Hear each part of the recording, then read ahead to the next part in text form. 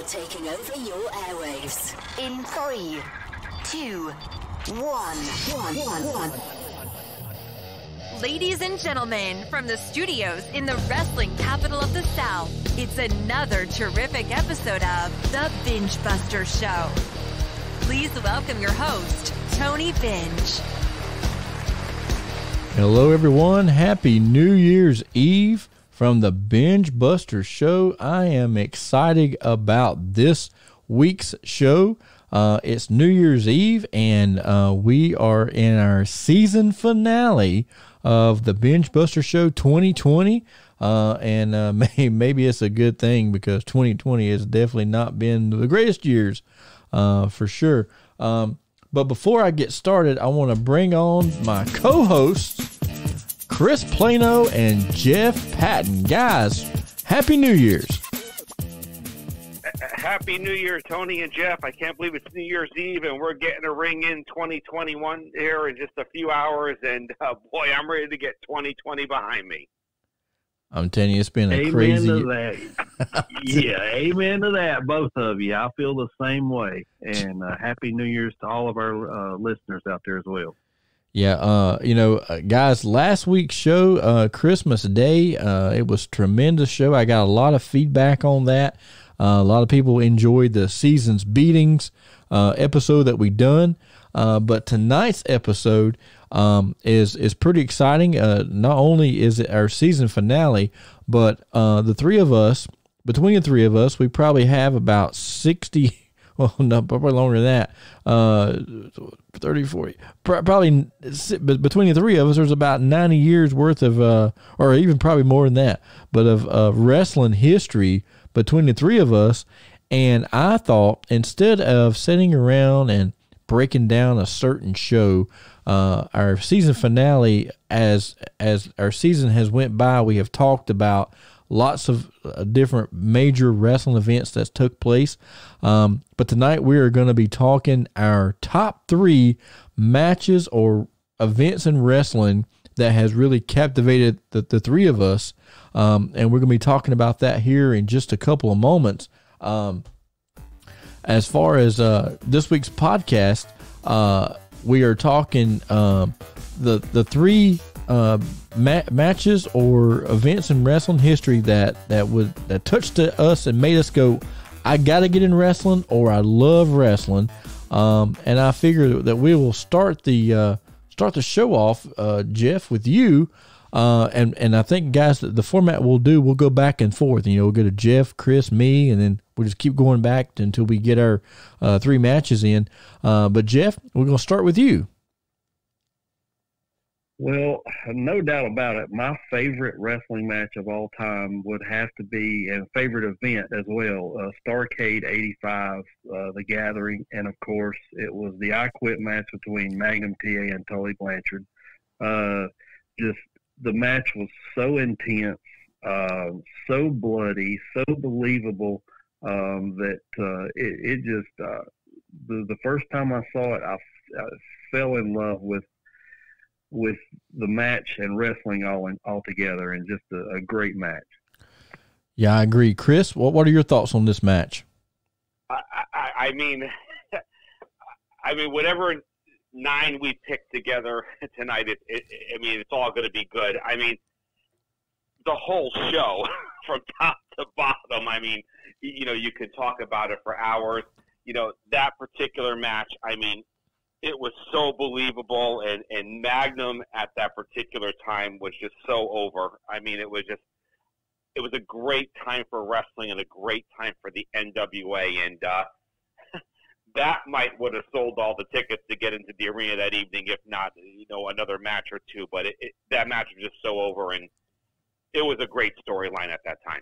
Yeah, and what I liked about that match was not only I was watching an interview the other day about with Magnum TA, and he was talking. He said that when he first met Tully Blanchard in 1982, Tully told him, he said, Magnum, he goes, I may not be the world champion, and I may not be the most popular wrestler in the world, but I promise you this, I'm going to be the best heel in the history of professional wrestling. That was, Magnum said that was his goal, Tully's goal was to be the most hated heel in pro wrestling history, and he's pretty. I mean, Tully has got a mean streak. If you go back and look at the Four Horsemen, almost every member in the Horsemen, they had fans, but nobody liked Tully. Nobody. No matter what Tully done, the fans hated Tully. They would like Flair. They would sometimes cheer for Barry. They would cheer for Arn, but very rarely did you ever find anybody that liked Tully, and it was just because of that was his demeanor, that was his goal, and I think he reached that because Tully, in my opinion, was always one of my favorite heels, in wrestling. So definitely a good match there, Jeff. Chris, we're going to go to you now for yours. Okay, so this is my greatest match of all time, or are we going from top to bottom up, or does it really matter? However you want to go. I'm going to go bottom to top. All right, I'm going to go bottom to top as well. And this one might catch you all a little off guard. But I'm going to go back to October 83. And I saw this live on television on Monday night on the USA Network. We're going pre-Monday Night Raw, pre-anything. This was when they showed wrestling from Madison Square Garden in the Northeast at that time, when they came to the Garden and also to the Cap Center in Landover, Maryland on USA Network. I'm going to go because I was just in awe for the WWF Intercontinental title, Don Morocco and Jimmy Snuka in the steel cage in Madison Square Garden. Yes. Both covered in blood, bleeding profusely, as Gorilla Monsoon would say. And when I saw Jimmy Snuka climb to the top of that cage, and not only climbed, but stood there as well, that place was going ballistic. And for me, as a 12-year-old kid, that was like bigger than anything. So that might be a little curveball, but to me, I thought that was a great defining moment at that time in professional wrestling for that particular match. And it wasn't even for the heavyweight championship; it was for the Intercontinental title. Right? Yeah, and that's amazing. And one of the things that I've heard was that one of the greatest wrestlers of all time, Mick Foley, was at that. He was at that show, and he said he hitchhiked to get there because he wanted to see Morocco and Snuka. So it's definitely a good match. Jeff, what are your thoughts on this one? I totally agree, and I think didn't Mick Foley say that that was what made him want to get into wrestling, was that match right there? Yeah. I mean, incredible.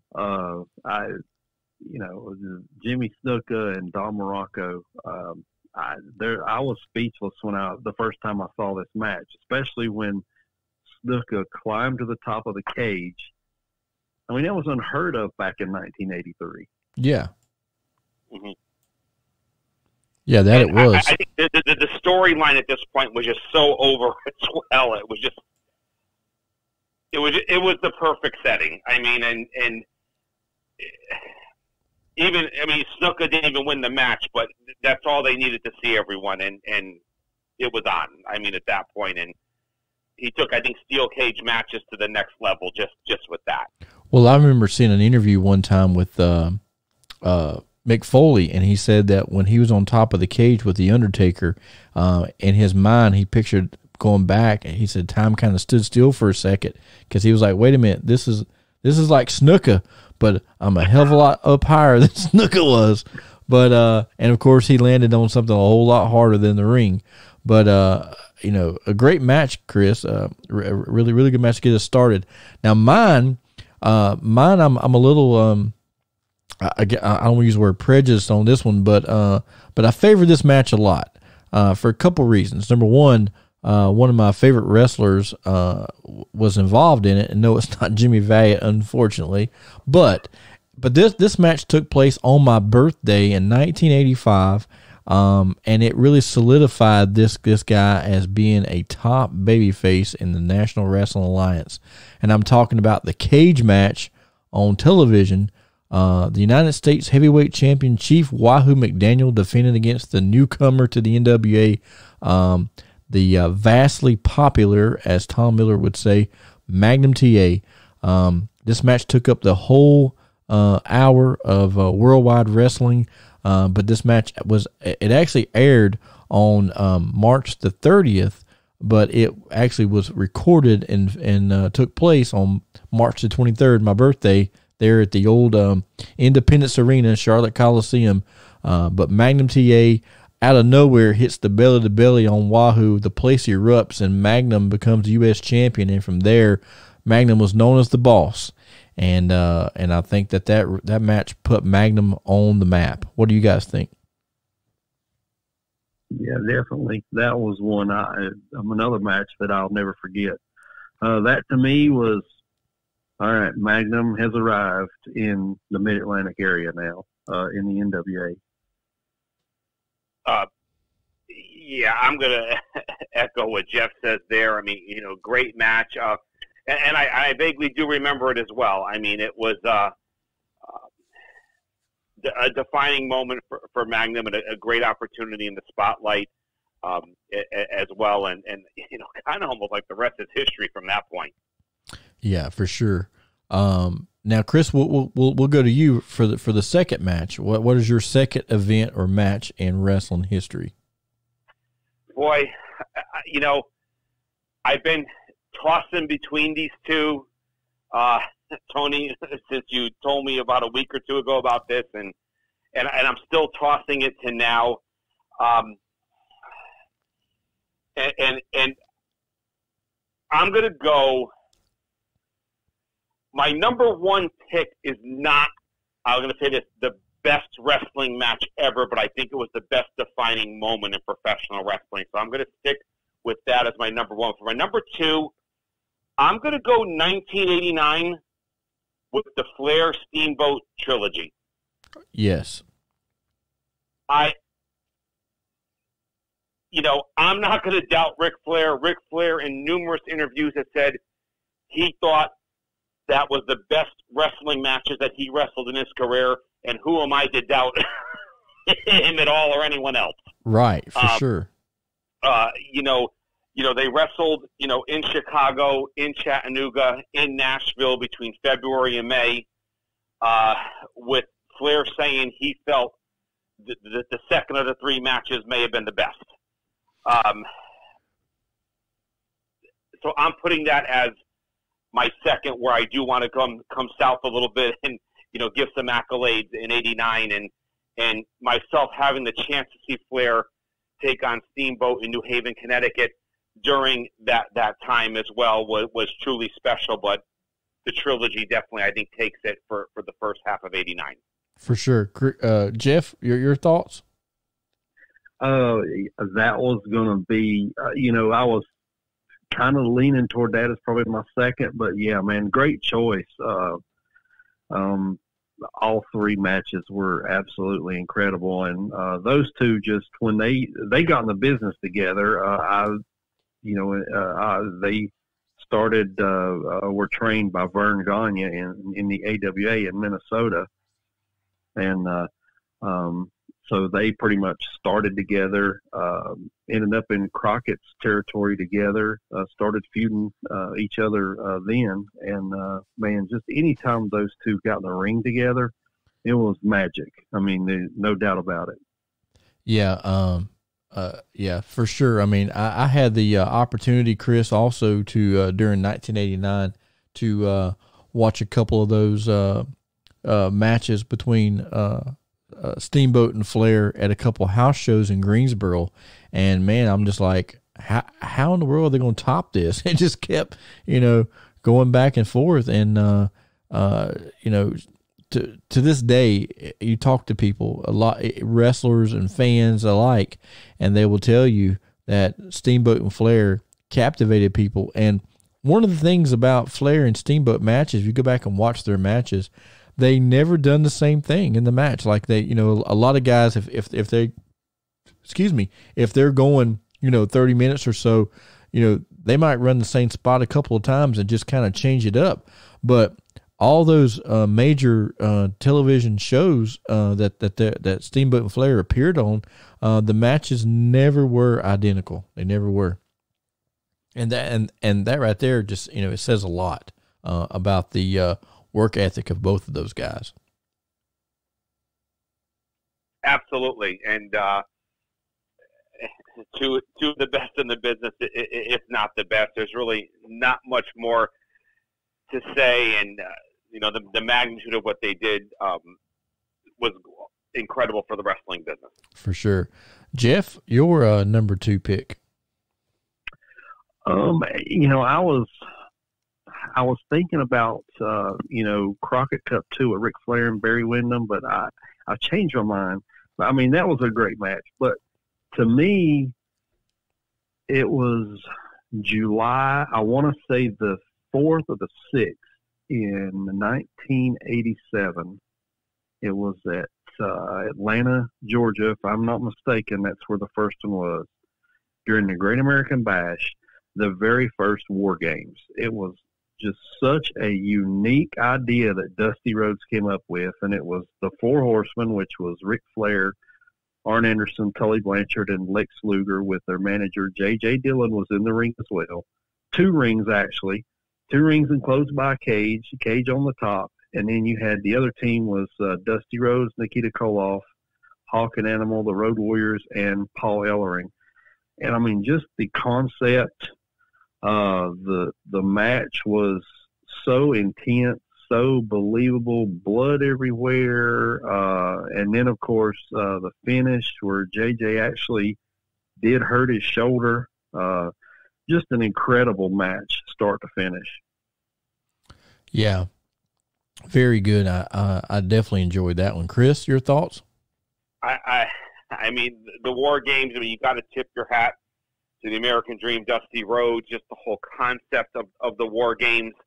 It drew me in from afar watching this, up in Connecticut back in the day. I was like, this is something different. This is something special. You don't see this every day. And it's going to be a brawl. There's going to be blood. There's going to be guys who, in my mind back in the day, it could end their career, back, as a young kid. And it was incredible. And that's really what drew me to the NWA and the different concepts that they had that were so vastly different from other wrestling organizations and especially the WWF back at that time. Yeah, for sure. I mean, it was a crazy time. But yeah, that was definitely some good stuff. My number 2, it was very hard. I got these 2 matches and I can't determine which one I want to be number 1. But I will go with this one, 1990. And I know there was probably better matches in the 80s, but in 1990, the very first WCW pay-per-view that came back to Greensboro was Wrestle War 90, and the match, if the most entertaining, with the best spots and everything included, was definitely the Rock and Roll Express versus the Midnight Express. They even got the referee and Jim Cornette almost fight, just spot after spot, and it was just amazing. And I really think that they stole the show that night there at Wrestle War 90. Yeah, anytime you put the Rock and Roll Express against the Midnight Express, it was magical. I mean, to me, the greatest tag team feud of all time, bar none. I don't think there's anyone that comes even close. I agree. Chris, your thoughts? Yeah, I'm going to echo what Jeff says. I mean, you got Midnight Express, Rock and Roll Express. It doesn't matter who was on the Midnight Express side. It's going to be a brawl, and Ricky and Robert are going to give it all they have as well. And they just played on everyone's emotions, both sides of the ring, and the best probably tag team wrestling, at that time, and potentially maybe of all time. When you look at it, and you know what you're going to get, and you're going to get 4 guys giving it their all in there, night in and night out, especially that particular event. Yeah, for sure. Now let's see. Now we're on our third and final moment, and Jeff, I'm gonna go to you on this one. Okay. I thought I'm going to go a little different. I'm going to go with my favorite match or that I was involved in. I know it's kind of different, and it's No, I said that. Yeah, that's fine. Yeah, okay. Now this is the whole 20, 30 years I ran a wrestling company and organization. I mean, it's not the greatest match in the history of my organization, but to me, I think it's the most memorable match I was ever in, and to me, it's probably my greatest match in my career. At the time, it was back in 1998. At the time, I had dropped weight. I was down to like 225 pounds, which for me was really great. I was in the best shape I'd been in years. And it was a match I had it was February the 7th, 1998. I had with Dangerous Donnie, Big Donnie Webb. And Donnie normally is 300, 350 pounds, about that weight. Even he had lost a ton of weight. He was down to like 230, 220. Yep, I remember that. And we had a match that was so unbelievable. And I still remember to this day, after the match was over, Donnie won, but it wasn't that Donnie won. It was just the match was so intense and so good that when we come back to the dressing room, every wrestler in the dressing room was at the door watching the match. And when we walked in, all of them high-fived us, hell of a match, blah, blah, blah, whatever. Everybody was, and it was just so incredible to see. I've never had that happen to me before and never have since, to have all the wrestlers at the dressing room waiting on us man, that was an incredible match. And that was a really cool deal. Yeah, I enjoyed that. I remember that. It was an amazing time. And it's like one of those things where you work somebody a million times, but then you have that one match that just really captivates people. And I think that happens, not very often. So it's kind of a special time.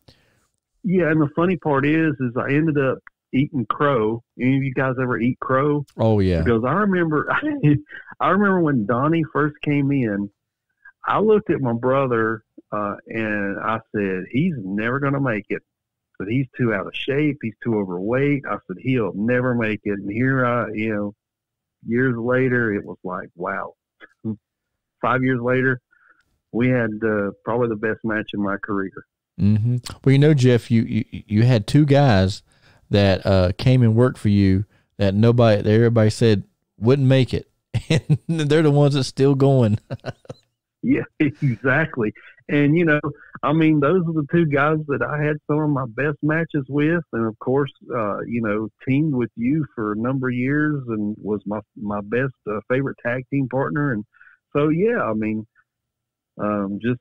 it's funny, man, how he'll never make it. He'll never make it, but Chris, with will and determination. Yeah. Well, and I think that's what drove me, because Chris, when I first met Jeff, I was up there and I walked in the door and I said, "Hey, my name's Tony. I want to be a wrestler." And Jeff, I to this day, Jeff, I can still see the look on your face. Like, are you kidding me right now? This little 125-pound dude just walked in the door with this long ass mullet, wanting to be a wrestler. So Jeff told me, just come back next week, and I was like, okay. Next week, I'm right back next week, and so Jeff was like, I'm gonna let you be a manager, and I said, no, I don't want to be a manager. I want to be a wrestler. That's what I want to do. And so Jeff's like, well, you got to come to my camp, and so I come to the wrestling school that he had going there at the time. And there was a lot of big guys in that thing, man. There was a bunch of guys. And at the end of, I don't know how many months went by, but at the end of it, I was the last one there. The rest of them had quit. They'd quit. And Jeff was like, I remember Jeff's brother had told me, he's like, yeah, I told Jeff, we can't run that kid off, man. We beat him up and he comes back every week.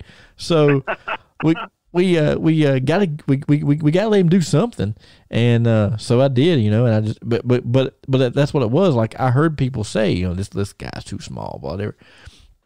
But at the time, Jeff was able to bring in another guy that was actually working for Smoky Mountain Wrestling, but he dons a hood, and nobody knew who he was. And I got a lot of my early training through him as well before I went, up to Boogie's camp.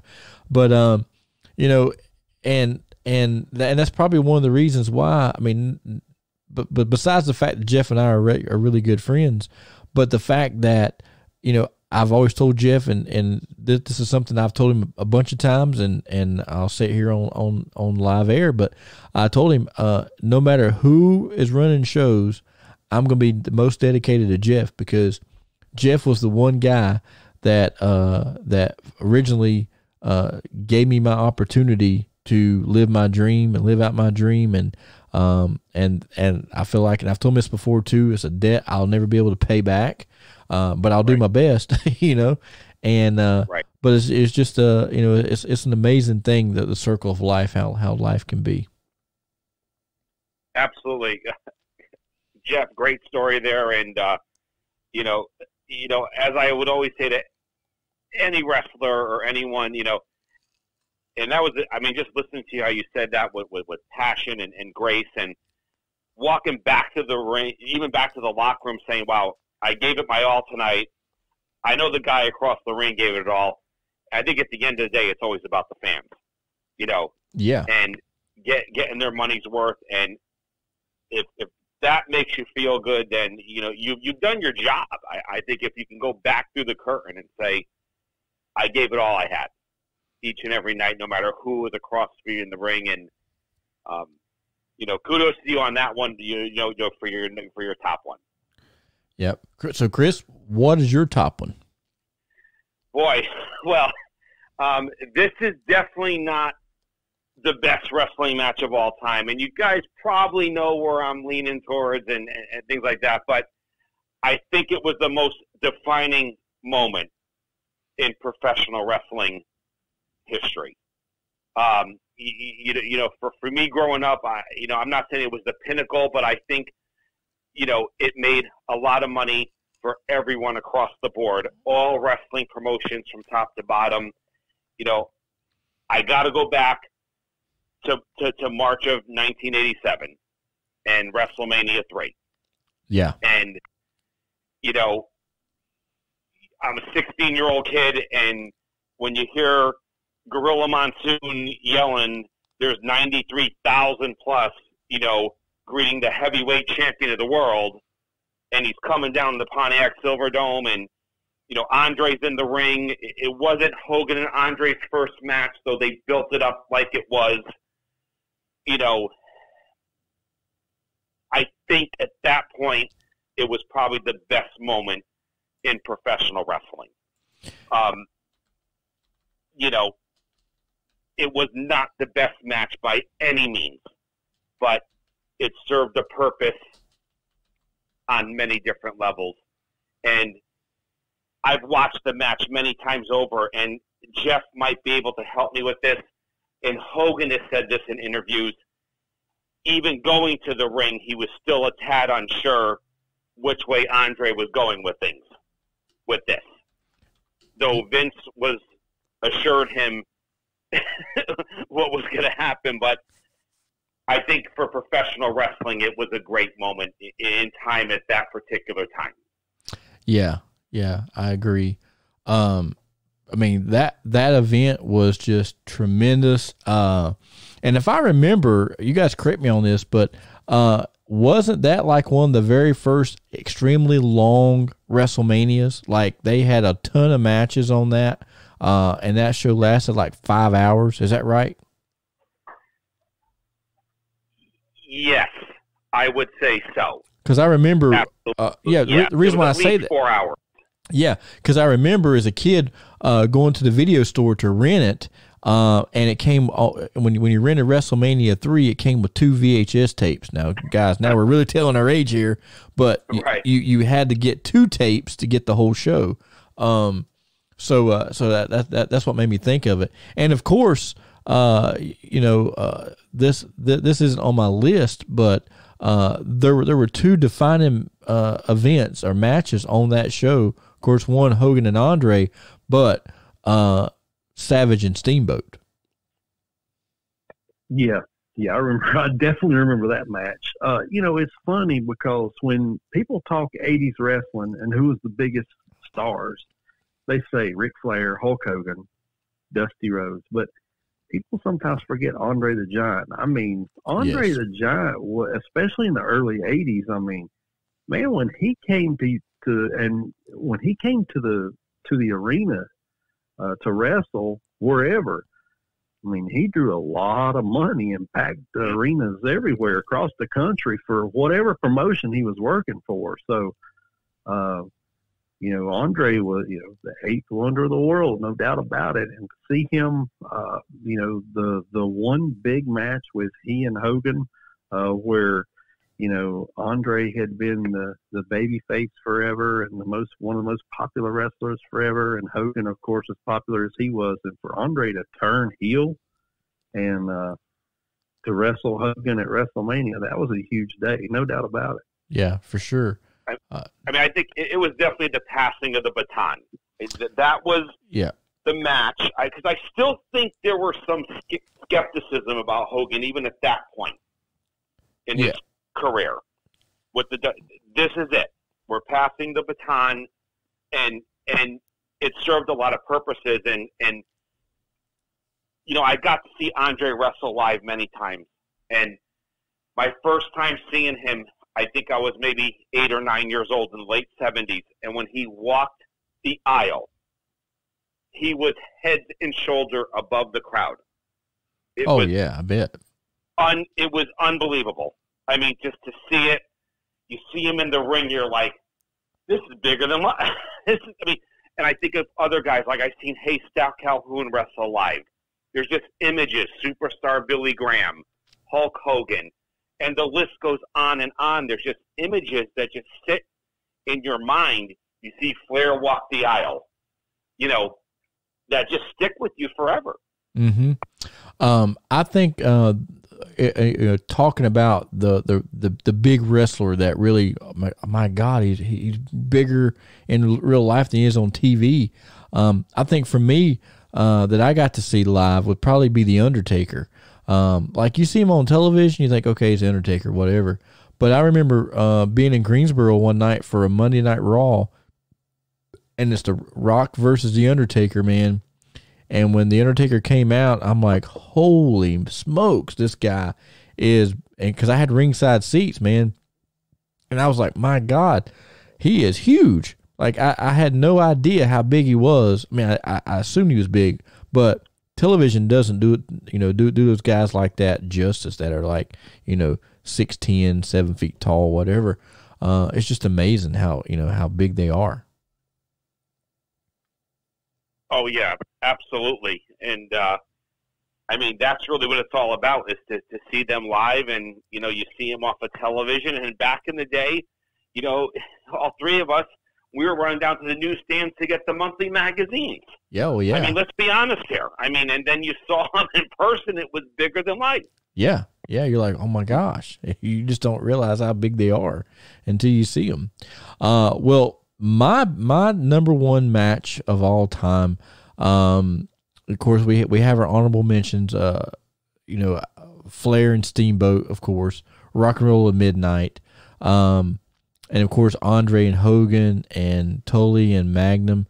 But I think the one match that I consider the greatest match ever, because it's a match that you never thought you'd ever see, but all three of us got to see this match together, even though we were sitting in different sections, except for Jeff and I, we're in the same section. But September 17th, 1995, Asheville Civic Center, Ric Flair versus Arn Anderson. That match right there, even though the finish was kind of screwy, but just being able to witness that match, I think that was a very special moment in time. Yeah, no doubt about it. Yeah. Yeah, Flair and Arn. And I think I've told the story before, but Arn Anderson said on his podcast, he said, I actually threw up. He vomited before he went to the ring. Yes. He was so nervous. He said, I've never been that nervous before, but I was so nervous wrestling Flair. I mean, it was the match probably no one would ever think would ever happen.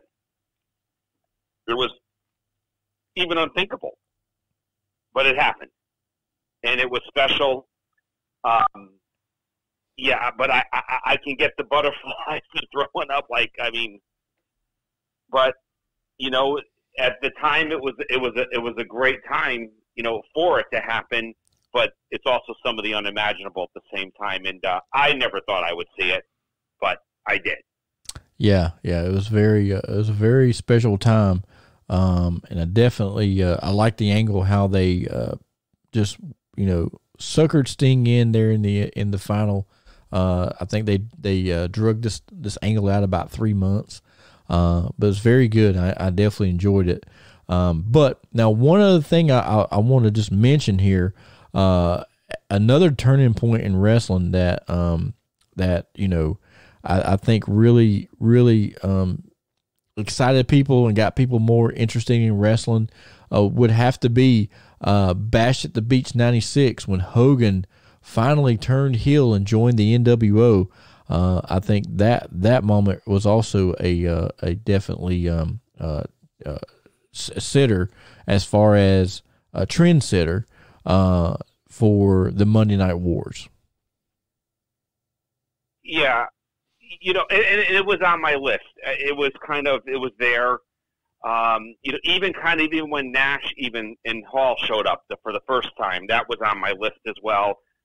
Definitely Hogan turning, again, no one's seeing that coming, but it needs to be talked about because it was a defining moment in the 90s for wrestling. Yeah. And to where it was moving forward. So absolutely. Yeah, I mean, we can look back at a lot of moments that changed wrestling. I mean, how about when, you know, when Vince McMahon shows up on WTBS where Georgia Championship Wrestling is supposed to be? Yeah. Mm-hmm. You know, how about that? Or you can look at, the sale of the NWA from Jim Crockett Promotions to Ted Turner. I mean, you know, the list goes on and on at, you know, all the many changes over the years that, you know, left their mark on wrestling. Yeah, for the future. Definitely been a lot of them, and I'm sure in the next year. I say next year like it's a long time off. It's a couple of days. It's tomorrow, but any event, you know, we're definitely in season 3 coming up on the Binge Buster Show. We're going to be going in deeper on topics of major shows. And not just major shows, but territorial shows such as Christmas Star Wars and World Class Championship Wrestling, and the Parade of Champions in World Class Championship Wrestling, and then of course we'll touch on some WWF and definitely some NWA and tons more. So I'm excited about season 3 of the Binge Buster Show. But guys, before we go off the air tonight and get ready to go celebrate the ball dropping and all this good stuff, what I like to do is just you know, wish you guys a happy New Year, and of course thank both of you guys for helping this podcast you know, go each week. You know, you guys donate your time and your thoughts and to the show, and I appreciate it a lot. But real quick before we go off the air, you guys have any New Year's resolutions? Ooh. Well, go ahead. Yeah, I for one, I mean, I just hope and pray that 2021 is a whole better year, and we get this COVID-19 behind us. And of course, you know, me, it's definitely got to drop some weight. I've gained some weight over the last 3 or 4 months, and doctor visit wasn't as good as it should be this past time. So I promised the old doctor I'd drop some weight before I see him again. So that's my New Year's resolution. Boy, Jeff, I'm going to echo you there. You know, yeah, the last time I actually worked out, I'm going to be honest with you guys, was March 13th, before all this craziness broke out here in the United States last March. And, I can afford to lose a few pounds here and, get back at it in 2021. And, and for all the fans listening, Happy New Year's, as Jeff echoed earlier, to all the fans. And thank you for listening. And we're looking forward to bigger and better things for everyone in 2021. And we're going to get all through this together. Yeah, for sure. And my New Year's resolution, just like you guys, I'm going to get in better shape.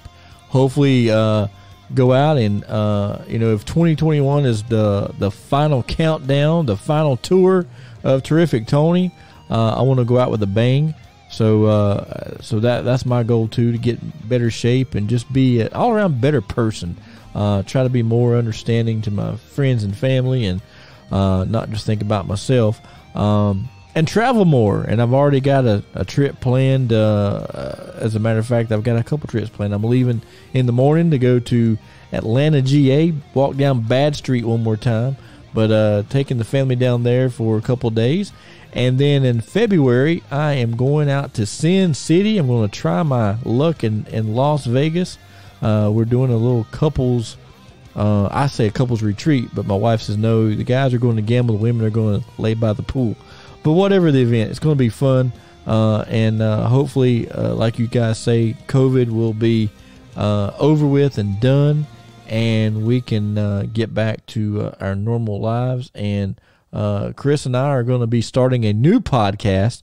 And Jeff, you're welcome to come be on the guest on that show as well. But we're going to be talking heavy metal, rock and roll of the 80s. The show is going to be based off just 1980s music only. So we're going to be talking that. So I'm excited to get that launched. I think that launches the middle of January. So kind of excited about that. And the Binge Buster Show will be going into season 3. So I'm going to be a busy man next year. A couple podcasts. And who knows what else might happen. But Jeff and Chris, I want to thank you guys again so much for all your time and energy, and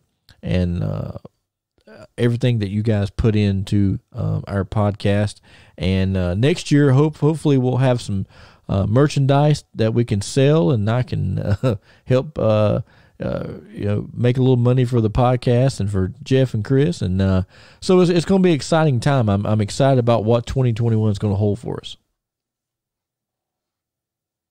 Yeah, looking forward to it. My pleasure, Tony, anytime, and glad to talk professional wrestling with you all, and anything else that might come on the plate as well each and every week we get together. Yeah, same here. It's always fun. Well, guys, again, Happy New Year's to you. Binge Buster listeners out there, make sure you go like us on our Facebook page and download every episode when it airs. And our next episode will be in the new year, 2021. So everybody be safe, and we will see you next year here on the Binge Buster Show. Thank you for listening to the Binge Buster Show. Make sure you like us on Facebook and download us on your favorite podcast platform.